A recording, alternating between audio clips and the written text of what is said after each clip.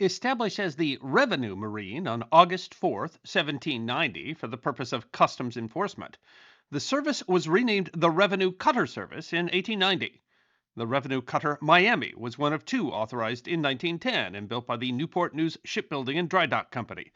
Contrary to appearance, the boat was not named after the city of Miami, Florida, but like many revenue cutters, was named after a Native American people, the Algonquin-speaking people indigenous to the Great Lakes called the Miami.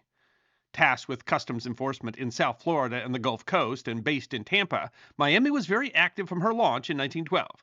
In addition to custom duties, she rescued ships in distress, towed or destroyed derelicts that were a hazard to shipping, and in 1915 captured a ship running guns to Mexico.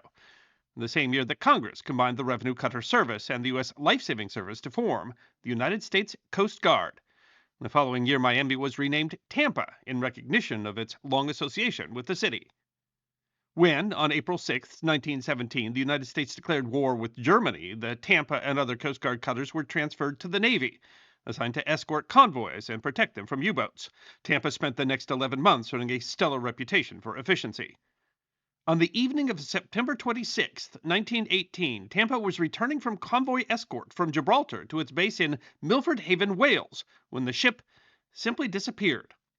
The fate of the Tampa wasn't known until after the war, when the records of the German submarine UB-91 were recovered, and it was determined that the Tampa had been sunk in the Irish Sea by a single torpedo fired at dusk. All on board the cutter, 111 Coast Guard officers and men, many from the Tampa area, 4 Navy sailors, and 14 British passengers, were lost. It was the single greatest loss of life for the U.S. Navy of the Great War. The loss of Tampa and her crew was perhaps all the more tragic because of the timing. The Tampa was sunk less than 6 weeks before the end of the war.